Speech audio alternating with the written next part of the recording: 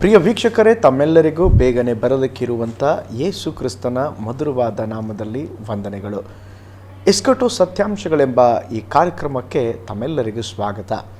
ಈ ದಿನ ಕೂಡ ಈ ಇಸ್ಕಟು ಸತ್ಯಾಂಶಗಳೆಂಬ ಕಾರ್ಯಕ್ರಮದಲ್ಲಿ ನಮಗೆ ಅನೇಕ ವಿಷಯಗಳನ್ನು ತಿಳಿಸುವುದಕ್ಕಾಗಿ ಘನ ಸೇವಕರಾಗಿರುವಂಥ ಪಾಸ್ಟರ್ ಸೈಮನ್ ಅಬ್ರಾಮ್ ಅವರು ನಮ್ಮೊಂದಿಗಿದ್ದಾರೆ. ಬನ್ನಿ ಅವರನ್ನು ಈ ಕಾರ್ಯಕ್ರಮಕ್ಕೆ ಸ್ವಾಗತಿಸೋಣ. Pastor, price lord. ಈ ಕಾರ್ಯಕ್ರಮಕ್ಕೆ ತಮಗೆ ಆತ್ಮೀಯ ಸ್ವಾಗತ. Thank you.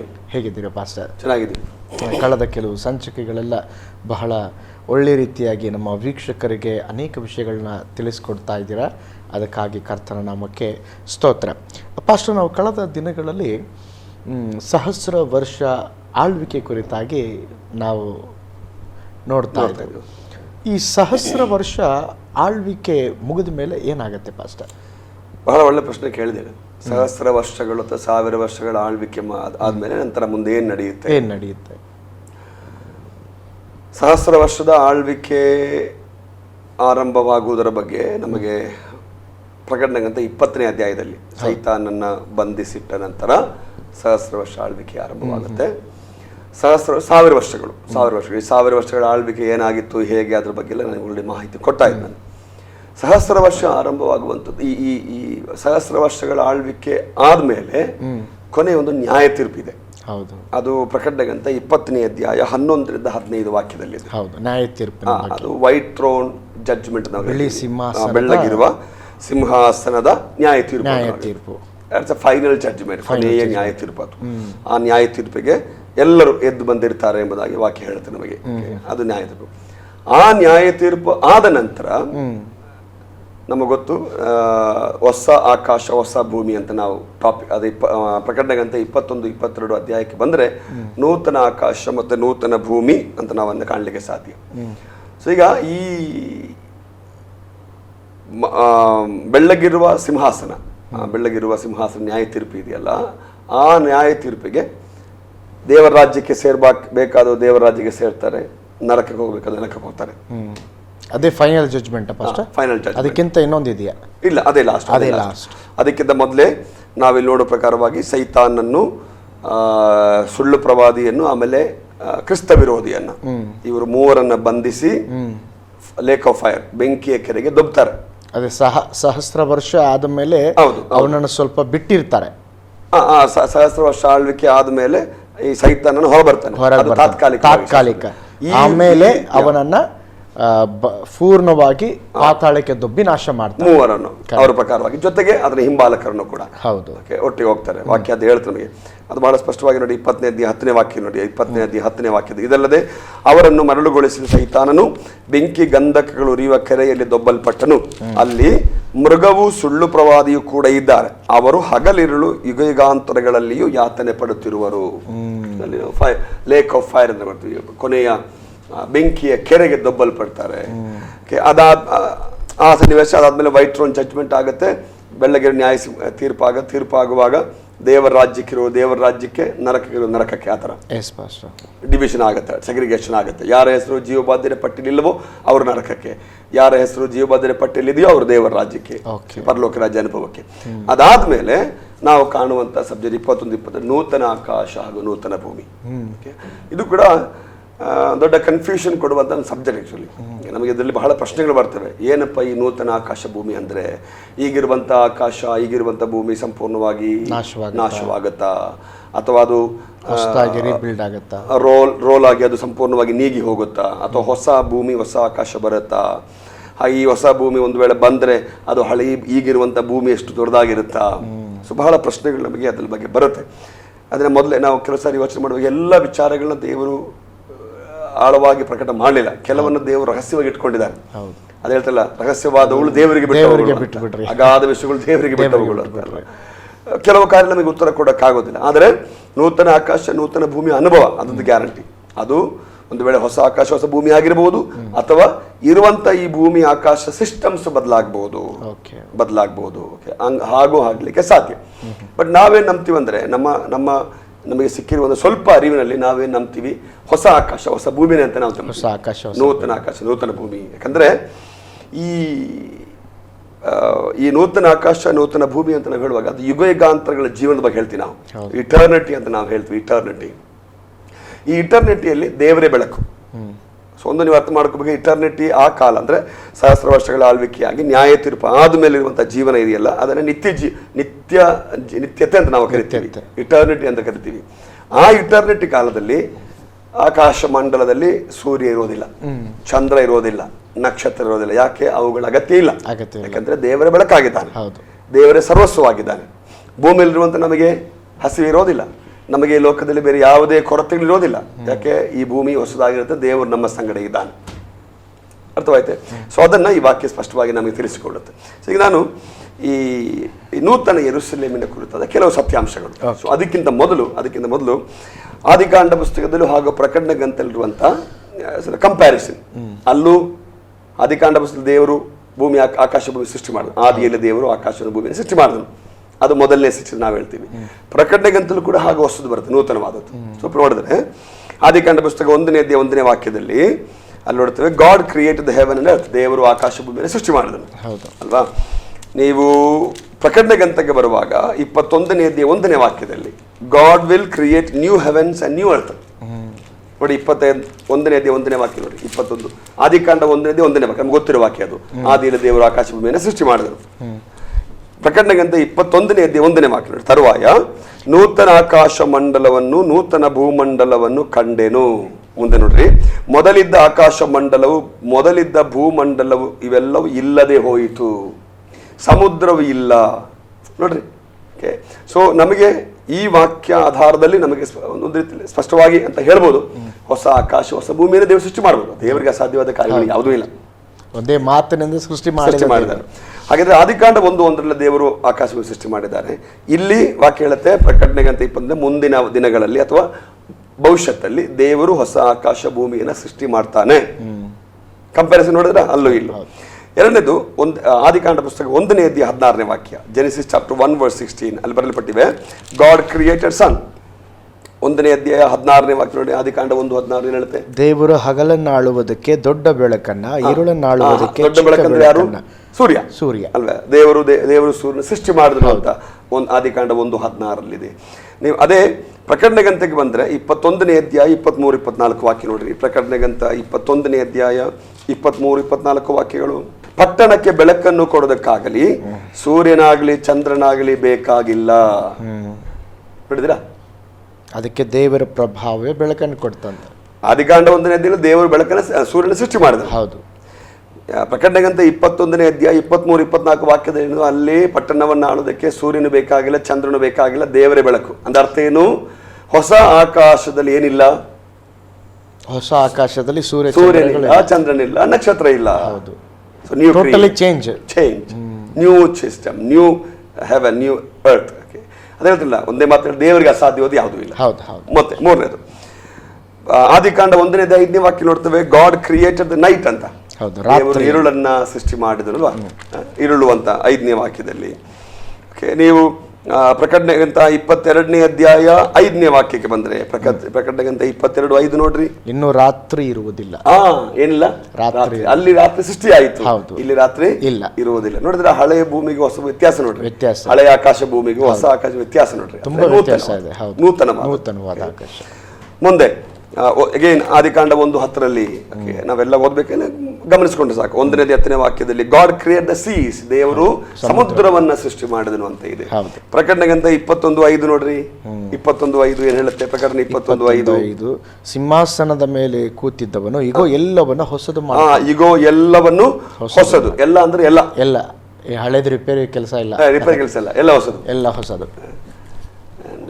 ಇದು ಈ ಹೊಸದು ಅಂತ ನಾವು ಹೇಳುವಾಗ ಒಂದು ನಮ್ಮ ಮನಸ್ಸಿಗೆ ವಿಚಾರ ಬರುತ್ತೆ. ಪೌಲ್ ಹೇಳುವಂತ ಮಾತು, ಒಬ್ಬನ ಕ್ರಿಸ್ತನಲ್ಲಿದ್ದರೆ ನೂತನ ಸೃಷ್ಟಿ, ಹಳೆಯದೆಲ್ಲವೂ ನೀಗಿ ಹೋಗಿ ನೂತನ ಆಗುತ್ತೆ.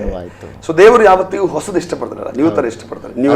ನಾನು ಯಾವಾಗಲೂ ಹೇಳ್ತಾ ಇರ್ತೀನಿ ಫಸ್ಟ್ ಏನಂತ ಹೇಳಿದ್ರೆ, ನಮ್ಮ ದೇವರು ರಿಪೇರಿ ಮಾಡೋ ದೇವರಲ್ಲ, ಎಲ್ಲವನ್ನ ಹೊಸದಾಗಿ ಸೃಷ್ಟಿ ಮಾಡುವಂತ ದೇವರು. ನಮ್ಮನ್ನು ಹೊಸದಾಗಿ ದೇವರು ಸೃಷ್ಟಿ ಮಾಡೋ ದೇವರು, ನೂತನವಾಗಿ ಸೃಷ್ಟಿ ಮಾಡುವಂಥ ದೇವರು, ನೂತನವಾದ ಕ್ರಿಯೇಷನ್ ಹೇಳ್ತೀವಿ.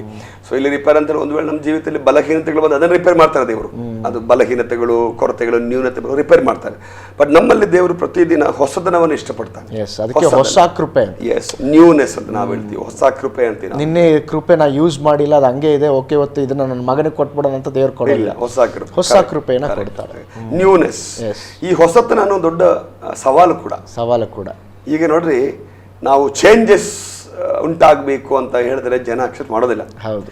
ನಮ್ಮ ನಡವಳಿಕೆಯಲ್ಲಿ ಬದಲಾವಣೆ ಆಗಲಿ, ನಮ್ಮ ಶೈಲಿಯಲ್ಲಿ ಬದಲಾವಣೆ ಆಗಲಿ, ಮತ್ತೆ ಸುವಾರ್ತೆ ಸಾರುವಂಥ ವಿಧಾನದಲ್ಲಿ ಬದಲಾವಣೆ ಆಗಲಿ, ಚೇಂಜಸ್ ಹೇಳಿದ್ರೆ ಇವತ್ತು ಕೆಲವು ಹೇಳ್ತಾರೆ ಏನು ಚೇಂಜಸ್, ದೇವರು ಚೇಂಜ್ ಆಗೋದಿಲ್ಲ, ನಾವ್ಯಾಕೆ ಚೇಂಜ್ ಆಗೋದು ಹೇಳ್ತಾರೆ ಅವರು. God is unchanging and why do you want to change ಅಂತ. ದೇವರು ಬದಲಾಗದವನು, ಆದ್ರೆ ನಾವು ಬದಲಾಗಬೇಕು ಮನುಷ್ಯರು, ನಮ್ಮ ಜೀವನದಲ್ಲಿ ಬದಲಾವಣೆಗಳು. ಸೊ ಇಲ್ಲಿ ನೋಡ್ರಿ, ಹಳೆ ಆದಿಕಾಂಡ ಪುಸ್ತಕದಲ್ಲಿ ದೇವರು ಸಮುದ್ರವನ್ನ ಸೃಷ್ಟಿ ಮಾಡೋದು, ಇಲ್ಲಿ ಸಮುದ್ರದ ಅಗತ್ಯನೇ ಇಲ್ಲ, ಬದಲಾಗಿದೆ. ಆದಿಕಾಂಡ ಪುಸ್ತಕ 2ನೇ 10ನೇ ವಾಕ್ಯದಲ್ಲಿ ರಿವರ್ ಫ್ಲೋಡ್ ಥ್ರೂ ಈಡನ್, ನದಿಯು ಏದೇನ್ ತೋಟದೊಳಗಿಂದ ಹರಿಯಿತು ಅಂತ ಇದೆ. ಏನ್ ನದಿ? ಜಸ್ಟ್ ನದಿ ಅಲ್ವಾ, ಒಂದು ನದಿ. ನೀವು ಪ್ರಕಟಣೆ ಗ್ರಂಥಕ್ಕೆ ಬಂದ್ರೆ 22ನೇ 1ನೇ ವಾಕ್ಯ ಏನ್ ಹೇಳುತ್ತೆ? ನಾನೀಗ ಹಳೆಯ ಆಕಾಶ ಭೂಮಿ, ಹೊಸ ಆಕಾಶ ಭೂಮಿ ವ್ಯತ್ಯಾಸ ಹೇಳ್ತಾ ಇದ್ದೀನಿ ನಾನು. 22ನೇ 1ನೇ ವಾಕ್ಯ ನೋಡಿ. ಆಮೇಲೆ ಅವನು ಸ್ಫಟಿಕದಂತೆ ಪ್ರಕಾಶಮಾನವಾಗಿದ್ದ ಜೀವಜಲದ ನದಿಯನ್ನು ನನಗೆ ತೋರಿಸಿದನು, ಸಿಂಹಾಸನದಿಂದ ಹೊರಟು ಪಟ್ಟಣದ ಬೀದಿಯ ಮಧ್ಯದಲ್ಲಿ ಹರಿಯುತ್ತಿತ್ತು. ಇದು ಜೀವಜಲ. ಸಾಧಾರಣ ನದಿಗೂ ಜೀವಜಲದ ನದಿಗೂ ವ್ಯತ್ಯಾಸ ಇದೆ. ಯೇಸು ಸ್ವಾಮಿ ಯೋಹಾನ್ ಬರೆದ ಸುವಾರ್ತೆ 4ನೇ ಅಧ್ಯಾಯದಲ್ಲಿ ಅದನ್ನ ಎಕ್ಸ್ಪ್ಲೇನ್ ಮಾಡಿದಾರಲ್ಲ. ಈ ನೀರನ್ನು ಕುಡಿದ್ರೆ ನಿನಗೆ ತಿರುಗಿ ಬಾಯಾಗುತ್ತೆ, ನಾನು ಕೊಡುವ ಜೀವಜಲವನ್ನು ಕೊಟ್ರೆ ನೀವು ಒಂದ್ಸರಿ ಕುಡಿದ್ರೆ ಸಾಕು, ತಿರುಗಿ ನಿನಗೆ ನೀರಡಿಕೆ ಆಗಲ್ಲ. ಒಂದು ವೇಳೆ ಆ ತರ ಜೀವಜಲ ನದಿ ಇರ್ಬೋದು, ಯಾರಿಗ್ ಗೊತ್ತು. ಇಲ್ಲಿ ಹೊಸ ಆಕಾಶ, ಹೊಸ ಭೂಮಿಯಲ್ಲಿ ಅದನ್ನೇ ದೇವರು ಕೊಡುವಂಥದ್ದು. ಈ ನೀರು ಕುಡಿದವರಿಗೆ ಮತ್ತೆ ದಾಹ ಆಗೋದಿಲ್ಲ. ಈ ನೀರಿನ ಪಕ್ಕಗಳಲ್ಲಿ 2 ಕಡೆಗಳಲ್ಲಿ ಬೆಳೆಯುವಂತ ಮರಗಳು ಒಳ್ಳೆ ಫಲವನ್ನು ಕೊಡ್ತವೆ. 24 ಗಂಟೆಗಳು, 30 ದಿನ, 365 ದಿನ. ಅಲ್ಲಪ್ಪ ಫಸ್ಟ್ ಅದೊಂದು ಗಿಡ ಇದೆ ಅಲ್ವಾ, ಈಗ ಒಂದು ಗಿಡ ಅಂತ ಹೇಳಿದ್ರೆ ಒಂದು ಫಲ ಕೊಡ್ತದೆ. ನಾವು ಪ್ರಕಟಣೆಯಲ್ಲಿ ನೋಡ್ತೀವಲ್ವಾ, ಹಲವು ವಿಧವಾದಂತ ಫಲ. ಹೌದು, ಒಂದೇ ಟ್ರೀ ಅಲ್ಲಿ ನೋಡಿ, ಜೀವವೃಕ್ಷ ಇತ್ತು, ಅದು ತಿಂಗಳಿಗೆ ಫಲವನ್ನು ಫಲಿಸುತ್ತಾ 12 ತರದ ಫಲಗಳನ್ನು ಕೊಡುತ್ತದೆ. ಅದೇ ಒಂದು ಅದ್ಭುತ ಅಲ್ವಾ ಸರ್. ಈಗ ಮಾವಿನ ಅಂದ್ರೆ ಅದು ಸೀಸನ್ಗೆ 1 ವರ್ಷಕ್ಕೆ ಒಂದೇ ಸಾರಿ ಮಾವಿನ ಕೊಡ್ತದೆ. ಆದ್ರೆ ಈ ಗಿಡದ ಶ್ರೇಷ್ಠತೆ ಏನಂತ ಹೇಳಿದ್ರೆ 12 ತಿಂಗಳು 12 ಡಿಫರೆಂಟ್ ಫಲಗಳು. ಗೊತ್ತಿಲ್ಲ, ಒಂದು ತಿಂಗಳು ಸುಮ್ಮನೆ ನಾವು ಕ್ಯಾಶುವಲ್ ಒಂದು ತಿಂಗಳು ಸೇಬನ್ನು, 1 ತಿಂಗಳು ಸ್ತೋತ್ರ ಆರೆಂಜ್, ನಾವು ಸುಮ್ಮನೆ ಮಾತನಾಡ್ಬೇಕು. 12 ತಿಂಗಳಿಗೆ 12 ಫಲಗಳನ್ನು ಕೊಡುವಂತ ಬೇರೆ ಫಲಗಳು ನೋಡ್ರಿ. ಅಂದ್ರೆ ಆ ಒಂದು ಕಾಲದಲ್ಲಿ ಹೊಸ ಆಕಾಶ, ಹೊಸ ಭೂಮಿಯಲ್ಲಿ ಇರುವಂತ ವಿಶೇಷತೆ ಹೇಳ್ತಾ ಇದ್ದೀವಿ ನಾವೀಗ. ಅಂದ್ರೆ ಟೋಟಲಿ ಚೇಂಜ್ ಅಲ್ಲಪ್ಪ. ಈಗ ಹಳೆ ದೇವರು ಹಳೆ ಸೃಷ್ಟಿ ಮಾಡಿದಾಗೂ ಈಗಿರುವಂತ ಸೃಷ್ಟಿ ಮಾಡೋದಕ್ಕೂ ಏನೋ, ಈಗ ನಾವೊಂದು ಮನೆಯನ್ನ ಕಟ್ಟಿಸ್ಬಿಟ್ಟು ಇನ್ನೊಂದು ಮನೆ ಕಟ್ಟಬೇಕಂದ್ರೆ ಸ್ವಲ್ಪ ಚೇಂಜ್ ಮಾಡ್ತೀವಿ. ಆದರೆ ಇಲ್ಲಿ ದೇವರು ಎರಡನ್ನ ಹೋಲಿಕೆ ಮಾಡಿ ಈಗೆಲ್ಲ ವಾಕ್ಯ ಓದ್ತಾ ಇರುವಾಗ ಟೋಟಲಿ ಹಳೆಯದಲ್ಲಿ ಏನ್ ದೇವರು ಮಾಡಿದಾರೋ ಅದಕ್ಕೆ ಸಂಬಂಧನೇ ಇಲ್ಲ, ಇದು ಅದಕ್ಕೆ ತದ್ವಿರುದ್ಧವಾಗಿ ಪೂರ್ಣವಾಗಿ ಬದಲಾಗಿದೆ. ಕರೆಕ್ಟ್. ಮುಂದೆ ನಾವು ಸಿನ್ ಎಂಟರ್ಡ್ ದ ಹ್ಯೂಮನ್ ರೇಸ್, ಆದಿಕಾಂಡ ಪುಸ್ತಕ ನೋಡುತ್ತೇವೆ, ಪಾಪವು ಪ್ರವೇಶ ಮಾಡಿತು. ಹಳೆಯ ಭೂಮಿಗೆ ಪಾಪವು ಪ್ರವೇಶ ಮಾಡಿತು, ಮನುಷ್ಯರ ಮಧ್ಯೆ. ಪ್ರಕಟಣೆಗಂತ 22ನೇ ಅಧ್ಯಾಯ 14ರಿಂದ 15 ನೋಡ್ರಿ, ವಾಕ್ಯ ಹೇಳುತ್ತೆ, ತಮ್ಮ ನಿಲುವಂಗಿಗಳು ತೊಳ್ಕೊಂಡವರು ಧನ್ಯರು, ಅವರಿಗೆ ಜೀವ ವೃಕ್ಷದ ಹಕ್ಕು ಇರುವುದು, ಅವರು ಬಾಗಿಲುಗಳಿಂದ ಆ ಪಟ್ಟಣದೊಳಗೆ ಸೇರುವರು. ನೆಕ್ಸ್ಟ್, ನಾಯಿಗಳಂತಿರುವವರು, ಮಾಟಗಾರರು, ಜಾರರು, ಕೊಲೆಗಾರರು, ವಿಗ್ರಹಾರಾಧಕರು, ಸುಳ್ಳಾದದನ್ನ ಪ್ರೀತಿಸಿ ನಡೆಸುವವರೆಲ್ಲರೂ ಹೊರಗಿರುವರು. ಅಂದ್ರೆ ಈ ಪಟ್ಟಣದೊಳಗಡೆ, ಈ ನೂತನ ಅನುಭವದೊಳಗಡೆ ಯಾರು ಇರೋದಿಲ್ಲ. ಅವರೆಲ್ಲ ಇನ್ಫ್ಯಾಕ್ಟ್ ಆ ಟೈಮಲ್ಲಿ ಪಾಪಗಳು ಇರ್ಲಿಕ್ಕೆ ಸಾಧ್ಯತೆ ಇಲ್ಲ, ಎಲ್ಲ ಹೊರಗಡೆ ಅರ್ಥಗಳು ದೇ ಆರ್ ಔಟ್. ಅದಕ್ಕೆ ಒಂದು ಹಾಡು ಕೂಡ ಹಾಡ್ತೀವಲ್ಲ ಫಸ್ಟ್, ಸ್ವರ್ಗ ಎಂಬುದು ಒಳ್ಳೆ ಸ್ಥಳ, ಅಲ್ಲಿ ಪಾಪವಿಲ್ಲ, ಅಲ್ಲಿ ಶಾಪವಿಲ್ಲ, ಅಲ್ಲಿ ಹಸಿವೆ ಇಲ್ಲ, ಅಲ್ಲಿ ನಿದ್ರೆ ಇಲ್ಲ. ಕರೆಕ್ಟ್ ಅಲ್ವಾ? ಸೊ ನಂತರ ನೋಡಿ ಮುಂದೆ ದ ಕರ್ಸ್, ಹಳಡಂಬಡಿಕೆಯಲ್ಲಿ ಆದಿಕಾಂಡದಲ್ಲಿ ನೋಡುವಂತ ಭೂಮಿಯಲ್ಲಿ ಶಾಪ ಆರಂಭವಾಯಿತು. ಕರ್ಸ್ ಬಿಗ್ಯಾನ್ ಅಂತ ನೋಡ್ತೀವಿ ಆದಿಕಾಂಡ 3ನೇ ಅಧ್ಯಾಯ 14ರಿಂದ 18 ವಾಕ್ಯದಲ್ಲಿ. ಬಟ್ ಪ್ರಕಟಣೆ 22:3 ನೋಡಿ, ಇನ್ನು ಶಾಪಗ್ರಸ್ತವಾದದ್ದು ಒಂದು ಇರೋದಿಲ್ಲ. ಟೋಟಲಿ ಏನಿಲ್ಲ, ಶಾಪವಾದದ್ದು ಒಂದು ಇಲ್ಲ. ಸೊ ಈ ಕಾಲದಲ್ಲಿ ಜನ ಶಾಪಕ್ಕೆ ಅವರು ಶಾಪ ಹಾಕಿದ್ರೆ ತಗಲುತ್ತೆ, ಇವರು ಶಾಪ ಹಾಕಿದ್ರೆ ತಗಲುತ್ತೆ ಅಂತೆಲ್ಲ ಹೇಳ್ತಾರಲ್ಲ, ಶಾಪದ ಬಗ್ಗೆ ನೀವು ತಲೆಗೆಡ್ಸ್ಕೋಬೇಡ್ರಿ. ಅದೇ ಶಾಪಗಳನ್ನ ಮುರಿತೇನೆ 7 ವಾರ ಬನ್ರಿ 14 ವಾರ ಬನ್ರಿ, ಬರೀ ಮುರಿಯೋದಾಗ್ಬಿಟ್ಟಿದೆ. ಅವ್ರ ಶಾಪದಲ್ಲಿ ಇನ್ನೂ ಹೊರಗಡೆ ತರ್ತಾ ಇಲ್ಲ, ಬರ್ತಾನೆ ಇಲ್ಲ. ಹೌದು, ಮುರಿದು ಅಲ್ಲೇ ಇರ್ತಾರೆ, ಮುರಿದು ಅಲ್ಲೇ ಹಾಕ್ಬಿಟ್ಟಿದ್ದಾರೆ. ಇನ್ನು ಶಾಪ ಜಾಸ್ತಿನೇ ಆಗ್ಬಿಟ್ಟಿದೆ. ಕ್ರಿಸ್ತನಲ್ಲಿ ನಾವು ಬಂದಿದ್ದೇವೆ, ಕ್ರಿಸ್ತನೊಳಗೆ ಸೇರ್ಕೊಂಡಿದ್ದೇವೆ. ಇದಕ್ಕೆ ನಮಗೆ ಪರಿಹಾರ ದೇವರು ಕೊಟ್ಟಿದ್ದಾರೆ. ಬಟ್ ಹೊಸ ಆಕಾಶ, ನೂತನ ಆಕಾಶದ ಭೂಮಿಯಲ್ಲಿ ಇದು ಯಾವುದೂ ಇರೋದಿಲ್ಲ, ಶಾಪಗ್ರಸ್ತ ಇರೋದಿಲ್ಲ. ಮುಂದೆ 3ನೇ 19 ಡೆತ್ ಬಿಗ್ಯಾನ್ ಅಂತ ಇದೆ. ಆದಿಕಾಂಡ 3 ಮರಣ ಆರಂಭವಾಯಿತು. ಎರಡು ಶಾರೀರಿಕ ಆತ್ಮಿಕ ಮರಣ ಆದಿಕಾಂಡ ಪುಸ್ತಕದಲ್ಲಿ. ಬಟ್ ಪ್ರಕಟಣೆ ಗ್ರಂಥಕ್ಕೆ ಬಂದರೆ 21ನೇ ಅಧ್ಯಾಯ 4ನೇ ವಾಕ್ಯ, ಮರಣ ವಿರೋಧಿಲ್ಲ. ಹೌದೌದು ನೋಡ್ರಿ, ಅವರ ಕಣ್ಣೀರನ್ನೆಲ್ಲ ಒರೆಸಿ ಬಿಡುವನು, ಮರಣ ಇರೋದಿಲ್ಲ. ಅದಕ್ಕೆ ನಾವು ನಿತ್ಯತೆ ಅಂತ ಕರಿತೀವಿ. ಹೌದು, why it is eternal life, there is no death. ಹೌದು, ನಿತ್ಯ ಕಾಲಕ್ಕೆ ಇರುವಂತದ್ದು. On the other side eternal death ಅಂತ ಇನ್ನೊಂದಿದೆ. ಹೌದು, ನಿತ್ಯ ಮರಣ ಅಷ್ಟೇ, ಮುಗಿತ ಕತೆ. ನಿತ್ಯ ಮರಣ ಅಂದ್ರೆ ಅತ್ತ ಸಾಯೋದು ಇಲ್ಲ, ಇತ್ತ ಬದುಕಿಲ್ಲ, ಹಾಗೆ. ಅದೇ ಈಗ ಫಸ್ಟ್ ನಿತ್ಯ ಮರಣ ಅಂತ ಹೇಳಿದ್ರೆ, ಈಗ ನಮ್ಮ ವೀಕ್ಷಕರಿಗೆ ನನಗೆ ಅರ್ಥ ಆಗಿದೆ, ನಮ್ಮ ವೀಕ್ಷಕರಿಗೆ ಅರ್ಥವಾಗಬೇಕಂತೇಳಿ. ಈಗ ಕೆಲವರು ನನ್ನ ಶಾರೀರಿಕವಾಗಿ ನಾನು ತುಂಬ ಕಷ್ಟಪಡ್ತಾ ಇದ್ದೇನೆ, ಬಾಧೆ ಪಡ್ತಾ ಇದ್ದೇನೆ ಅಂತೇಳಿ ಅವ್ರೇನು ಮಾಡ್ತಾರೆ ಅಂತ ಹೇಳಿದ್ರೆ, ಲೈಕ್ ಈ ಲೋಕದಲ್ಲಿ ಲೈಕ್ ಸೂಸೈಡ್, ನಾವು ಅದ್ರ ಬಗ್ಗೆ ಒಂದು ಎಪಿಸೋಡೇ ಕೊಟ್ಟಿದ್ದೀವಿ, ಅದನ್ನೆಲ್ಲ ಮಾಡಬಾರ್ದು ತಪ್ಪಂತೇಳಿ. ಸೂಸೈಡ್ ಆಗಲಿ, ಆತ್ಮಹತ್ಯೆ ಆಗಲಿ, ಕ್ಷಣ ಮಾತ್ರದಲ್ಲಿ ಅವರ ಪ್ರಾಣ ಹೋಗ್ಬಿಡುತ್ತೆ, ಅವರ ಶರೀರ ಮರಣ ಸಂಭವಿಸುತ್ತೆ. ಅವ್ರು ತಿಳ್ಕೊಳ್ತಾರೆ ಏನು, ಒಂದು 5 ಮಿನಿಟ್ಸ್, ಒಂದು 10 ಮಿನಿಟ್ಸ್ ಆ ಟೈಮ್ ಒಳಗೆ ಇದಾಗ್ಬಿಡ್ತದೆ. ಆದರೆ ನೀವು ಹೇಳೋ ಪ್ರಕಾರ ನಿತ್ಯ ಮರಣ ಅನ್ನುವಂಥದ್ದು ಹಂಗಲ್ಲ. ಈಗ ಲೈಕ್ ಒಬ್ಬ ವ್ಯಕ್ತಿಯನ್ನು ಗಲ್ಲಿಗೇರಿಸ್ತಾರೆ ನೋಡಿ, ಅದು ಬಹಳ ಒಂದು ಕಠಿಣವಾದಂಥ ಒಂದು ಸಮಯ. ಆ ಗಲ್ಲಿಗೇರಿಸುವಂಥದ್ದು, ಆ ಸೆಕೆಂಡ್ ಅವನು ಗಲ್ಲಿಗೆ ಏರಿಸ್ಬಿಟ್ರೆ ಆಯ್ತು, ಅವನು ಅಲ್ಲಿ ಫಿನಿಶ್ ಆಗಿಬಿಡ್ತಾನೆ, ಅಲ್ಲಿ ಮರಣ ಹೋಗ್ಬಿಡುತ್ತೆ. ಅಲ್ಲಿ ಅವನಿಗೆ ಮರಣ ಅದು ಅಪ್ಪ ಒಂದು 5 ನಿಮಿಷ ಕಷ್ಟ ಆಯ್ತು. ಆದ್ರೆ ನಿತ್ಯ ಮರಣ ಅನ್ನುವಂಥದ್ದು ಹಾಗಲ್ಲ. ಹೇಗೆ ಫಸ್ಟ್ ಹೇಳಿ ನೀವು ನೋಡೋಣ. ನಿತ್ಯ ಮರಣ ಅನ್ನುವಂಥದ್ದು ಅದೇ ಈ ಬೆಂಕಿಯ ಗಂಧಕಗಳು, ಆ ಕೆರಳೊಳಗೆ ಸಾವಿಲ್ಲ. ಅಂದ್ರೆ ಮರಣ ಅವನಿಗೆ ಉಂಟು, ಆದ್ರೆ ಬೆಂಕಿ ಇರ್ತದೆ, ಗಂಧಕ ಇರ್ತದೆ, ಅದರಲ್ಲಿ ಅವನು ಅದನ್ನ ಆ ನೋವನ್ನು ಅನುಭವಿಸ್ತಲೇ ಇರ್ತಾನೆ, ಯಾತನೆ ಪಡುತ್ತಲೇ ಇರ್ತಾನೆ. ಅಲ್ಲಿ ದೇವ್ರೇ ನಾನು ಸಾಯಿಸ್ಬಿಡ್ರಿ ಇಲ್ಲ ಅಂದ್ರೆ ಅದೇ ನಿತ್ಯ ಮರಣ ಅಂತ ಹೇಳಿ, ನಿತ್ಯದವರೆಗೆ ಅವನು ಸಾಯ್ತಾನೆ ಇರ್ತಾನೆ. ಪ್ರಿಯ ವೀಕ್ಷಕರೇ, ಇದನ್ನು ಕೇಳುವಾಗ ಒಂದು ವೇಳೆ ಸ್ತೋತ್ರ, ನಾನು ಇದನ್ನು ಕೇಳುವಾಗಲೇ ನನಗೆ ಬಹಳ ಇದಾಗ್ತದೆ. ಏನಂತ ಹೇಳಿದ್ರೆ, ನಿತ್ಯ ಮರಣ ಅನ್ನುವಂಥದ್ದು ಸಾಧಾರಣವಾದದ್ದಲ್ಲ ನೋಡ್ರಿ.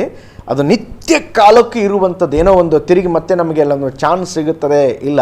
ಚಾನ್ಸ್ ಯಾವಾಗ ನಮಗೆ ಸಿಗುತ್ತದೆ ಅಂತ ಹೇಳಿದ್ರೆ, ಈ ಲೋಕದಲ್ಲಿ ಇರುವಾಗ ಕ್ರಿಸ್ತನನ್ನು ಸ್ವೀಕರಿಸುವ, ಮೋಕ್ಷ ಪಡೆಯುವ, ರಕ್ಷಣೆ ಹೊಂದುವ ಏನಾದರೂ ಒಂದು ಆಯ್ಕೆ ಚಾನ್ಸ್ ಇರುವುದಾದರೆ ಇಹಲೋಕದಲ್ಲಿ ಮಾತ್ರ. ಆದರೆ ತಿರುಗಿ ಒಂದು ಸಾರಿ ಈ ಲೋಕವನ್ನು ಬಿಟ್ಟು ನಾವು ತಿರುಗಿ ನ್ಯಾಯ ತೀರ್ಪಿಗೆ ಹೋಗಿ ಅಲ್ಲಿ ಯಾವ ಆಯ್ಕೆಗಳು ಇರೋದಿಲ್ಲ. ಆದ್ದರಿಂದ ಈ ದಿವಸವೇ ನಿಮ್ಮ ಜೀವಿತವನ್ನು ಪರೀಕ್ಷೆ ಮಾಡಿಕೊಳ್ಳ್ರೆ. ಒಂದು ವೇಳೆ ನೀವು ಯೇಸುವನ್ನು ಅಂಗೀಕಾರ ಮಾಡಿಕೊಂಡಿರ್ಬೋದು. ನಾವು ತಿಳ್ಕೊಳ್ತೇವೆ ಯೇಸುವನ್ನು ಅಂಗೀಕಾರ ಮಾಡಿದ್ರೆ ಎಲ್ಲ ನಮ್ಮ ಜೀವನದಲ್ಲಿ ಯಾವುದೂ ಸಂಭವಿಸುವುದಿಲ್ಲ ಅಂತ. ಹಾಗಲ್ಲ, ಕ್ರಿಸ್ತನಲ್ಲಿ ಇರುವವರಿಗೆ ಜಾಸ್ತಿ ನ್ಯಾಯ ತೀರ್ಪು. ನಾವು ದೇವರನ್ನ ಎಲ್ಲ ತಿಳಿದಿದ್ದೇವೆ, ಅದರ ಪ್ರಕಾರ ನಡೀತಾ ಇದ್ದೇವಾ, ವಾಕ್ಯವನ್ನು ಕೇಳ್ತಾ ಇದ್ದೇವೆ, ವಾಕ್ಯದ ಪ್ರಕಾರ ನಡೀತಾ ಇದ್ದೇವೆ. ಎಲ್ಲಾದರೂ ಸರಿಪಡಿಸ್ಕೊಳ್ಬೇಕಾದ್ರೆ ನಮ್ಮನ್ನು ಸರಿಪಡಿಸ್ಕೊಳ್ಳೋಣ. ನಮ್ಮೆಲ್ಲರನ್ನ ದೇವರು ಕರೆದಿರೋದು ನಿತ್ಯವಾದ ಜೀವನಕ್ಕಾಗಿ, ನಿತ್ಯ ಮರಣಕ್ಕೆ ಅಲ್ಲ. That's good. ಸೊ ಅದೇ ನೋಡ್ರಿ, ಆ ಒಂದು ವಿಚಾರ ನಮ್ಮ ಮನಸ್ಸಲ್ಲಿ ಯಾವಾಗ ಇರಬೇಕು. ಸೊ ಇಲ್ಲಿ ಆದಿಕಾಂಡದಲ್ಲಿ ಮರಣ ಆರಂಭವಾಯಿತು. ಪ್ರಕಟಣೆಗಂತಲ್ಲಿ ಬರಲ್ಪಟ್ಟಿ ಅವರು ನೂತನ ಆಕಾಶ ನೂತನ ಭೂಮಿಯಲ್ಲಿ ಏನಿಲ್ಲ, ಮರಣ ಇರೋದಿಲ್ಲ, ನೋ ಡೆತ್ ವಾಕ್ಯ ಬರಲ್ಪಟ್ಟಿವೆ. ಮುಂದೆ ಆದಿಕಾಂಡ ಪುಸ್ತಕ 3ನೇ 22ರಿಂದ 24 ವಾಕ್ಯ. ಆದಿಕಾಂಡ 3:22ರಿಂದ 24 ಆ ವಾಕ್ಯದಲ್ಲಿ ಬರಲ್ಪಟ್ಟಿವೆ, ಮನುಷ್ಯರನ್ನ ದೇವರು ತೋಟದಿಂದ ಹೊರ ಹಾಕಿದ್ರು ಅಂತ. ಹೌದು, ಅದು ಕಾರಣ ನಮಗೆಲ್ಲ ಗೊತ್ತಿದೆ. ಆ ವೃಕ್ಷದ ಹಣ್ಣು ತಿಂದ್ಬಿಡ್ತಾರೆ, ತಿಂದ್ರೆ ಮತ್ತೆ ತಿರುಗಿ ಅವ್ರಿಗೆ ಜೀವಿಸಬಹುದು, ಅವ್ರಿಗೆ ಮರಣನೇ ಪಾಪದಲ್ಲೇ ಜೀವಿಸಬಹುದು. ಹೌದು, ಅದು ಬೇರೊಂದು ಮರಣ ಆಗುತ್ತದೆ. ಕರೆಕ್ಟ್. ಅದು ಆಗದಿರೋದಕ್ಕೋಸ್ಕರವಾಗಿ ದೇವರವರು ಹೊರ ಹಾಕಿದ್ದಾರೆ. ಬಟ್ ಪ್ರಕಟಣೆಗಂತ ನೀವು ಬಂದ್ರೆ 22ನೇ ವಾಕ್ಯ, the tree of the life will be there for all. ಜೀವ ವೃಕ್ಷವಿತ್ತು ಅಲ್ವಾ, ಅದು ತಿಂಗಳಿಗೆ ಫಲವನ್ನು ಫಲಿಸುತ್ತಾ 12 ತರದ ಫಲಗಳನ್ನು ಕೊಡುತ್ತವೆ. ಆ ಮರದ ಎಲೆಗಳು ಜನಾಂಗದವರನ್ನು ವಾಸಿ ಮಾಡುವುದಕ್ಕೆ ಪ್ರಯೋಜನವಾಗಿದೆ. ಎಲ್ಲರಿಗಿರುವಂತಹ ಜೀವವೃಕ್ಷ ಅಂತ ಇದರಲ್ಲಿ. ಸೊ ಅಲ್ಲಿ ಯಾವುದು ನಷ್ಟವಾಯಿತು, ಇಲ್ಲಿ ದೇವರನ್ನು ಕೊಟ್ಟರು ನೂತನ ಭೂಮಿಯಲ್ಲಿ ಅಂತ ನಾವು ಗಮನಿಸಬೇಕಾದ. ಮುಂದೆ ಅಲ್ಲಿ ದುಃಖ ಇಲ್ಲ, ನೋವಿಲ್ಲ. ಬಟ್ ಆದಿಕಾಂಡದಲ್ಲಿ ಏನಿತ್ತು? ನೋವಿತ್ತು, ದುಃಖ ಎಲ್ಲ ಇತ್ತು. ಬಟ್ ಈ ನೂತನ ಆಕಾಶ ಭೂಮಿಯಲ್ಲಿ ನೋವಿಲ್ಲ, ದುಃಖ ಇಲ್ಲ ಅನ್ನೋದು ವಾಕ್ಯ ಬರೆಯಲ್ಪಟ್ಟಿವೆ. ಕೊನೆಯದಾಗಿ humans var separate from god physically and spiritually. ಆದಿಕಾಂಡ ಪುಸ್ತಕ ನೋಡ್ತೇವೆ, ಆತ್ಮಿಕವಾಗಿಯೂ ಶಾರೀರಿಕವಾಗಿಯೂ ದೇವರಿಂದ ಬೇರ್ಪಡಿಸಲ್ಪಟ್ಟರು ಅವರು. ಆದರೆ ಪ್ರಕಟಣೆ ಗ್ರಂಥಕ್ಕೆ ಬಂದಾಗ no separation. If you come to 21:3 21ನೇ ಅಧ್ಯಾಯ 3ನೇ ವಾಕ್ಯ ನೋಡ್ರಿ, 23ನೇ ವಾಕ್ಯ.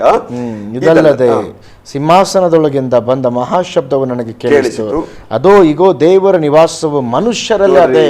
ದೇವರ ನಿವಾಸವು ಮನುಷ್ಯರಲ್ಲಿ ಅದೇ, ಬೇರ್ಪಡಲಿಲ್ಲ, ಅವರೊಳಗೆ ಇದೆ.